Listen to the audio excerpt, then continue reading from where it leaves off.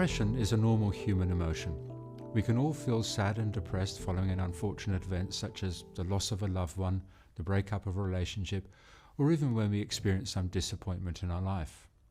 Generally, when this happens, we will be unhappy for a time, but then our mood improves and it passes. For some people, depression is more than that. It is a key symptom of a disabling but treatable clinical disorder, clinical depression, or to use the technical name, major depression. Clinical depression differs from normal depression in a number of ways.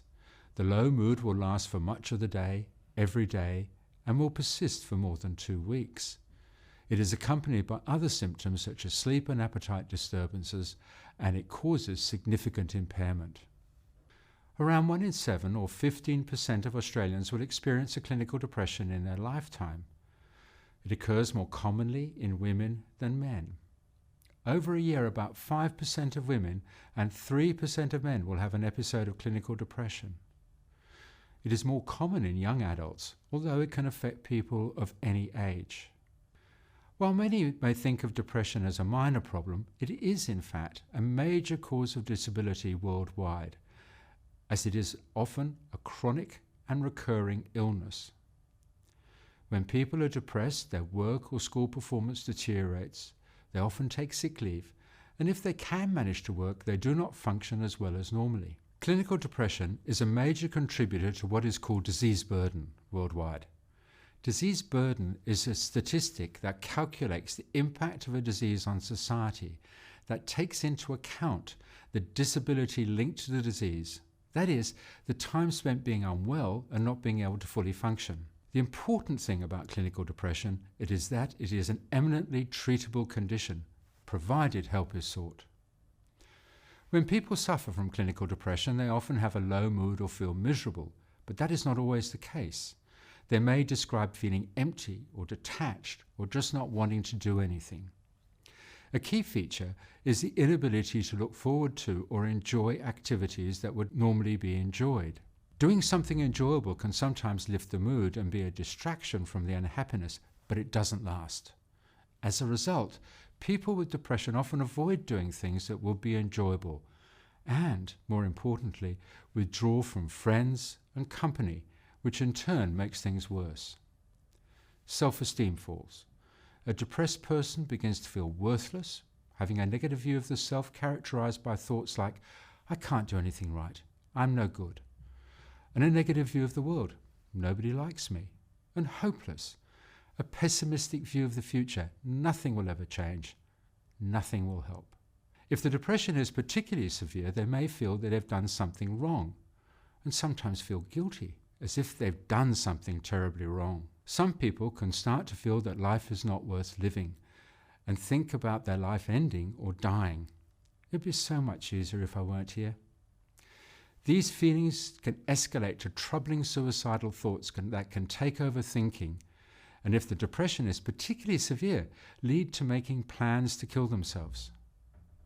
When suicidal thoughts are present, it doesn't necessarily mean they'll be carried out, but it is a clear sign that help is urgently needed. Sleep disturbance is very common in depression, with either a difficulty getting off to sleep at night, or waking up frequently during the night and taking a while to get back to sleep, or waking up very early in the morning feeling unrefreshed from sleep and unable to get back to sleep. Appetite can also change, often with a loss of appetite, with food seeming to be tasteless, or for some, an increase in appetite with a craving for comfort foods. Energy level falls, and depressed individuals feel tired, lethargic, heavy, and unmotivated. They can feel slowed down with sluggish thoughts and difficulty with concentration, which can be a major problem in the workplace or at school. Some, though, can feel agitated and restless and unable to sit still. They may also report a number of mild physical symptoms or experience a lot of pain. There's no one single cause for depression. It often arises following a stressful event as the result of a combination of psychological, social, genetic, and biological factors. This is what we call a biopsychosocial and lifestyle model. We know there's a genetic component to depression as it runs in families, It is likely that a number of genes are involved, but no specific genes have been identified as yet. What we can say is that some individuals have a genetic vulnerability to becoming depressed following a stressful event. In the more biological types of depression, there are changes to neurotransmitters or chemical messages in the brain, such as serotonin. There are also changes in the body stress system that can cause changes in brain functioning. Some people have disturbances of their body clock or circadian system, such that when they're depressed, their internal clock is out of sync with the outside world. Some people are vulnerable to becoming depressed after a major stress because they have a poor social network, or in a dysfunctional relationship, especially if there's domestic violence, or don't have anyone to confide in. Being unemployed or experience social disadvantage also puts people at risk of becoming depressed. Lifestyle factors such as poor diet, lack of exercise, smoking, drinking to excess, or using illicit drugs can also contribute to an individual's becoming depressed. Finally, we know that certain personalities such as having a low self-esteem, being overly sensitive, or overly anxious are more at risk of becoming depressed. Serious mental illness, the ongoing worry and stress associated with having a long-term illness can take its toll and lead to depression. Some medical illnesses, such as flu or thyroid disease, can also directly trigger depression. The first step towards getting effective help is to see a doctor or mental health professional. The doctor will do a mental health assessment and may refer you to a psychiatrist or psychologist for more detailed assessment. There are a range of effective treatments available for depression, including psychological treatment, medication, and lifestyle changes such as physical exercise. Treatments need to be tailored to the individual depending on the type and severity of the depression and an understanding of the reasons behind the person becoming depressed. Changes to lifestyle, increasing exercise, improving the diet, quitting smoking or alcohol are often a first-line strategy to help with depression. For people with mild to moderate depression, psychological therapy with a psychologist or psychiatrist is generally the first line of treatment. The most common of these therapies is cognitive behavior therapy, or CBT.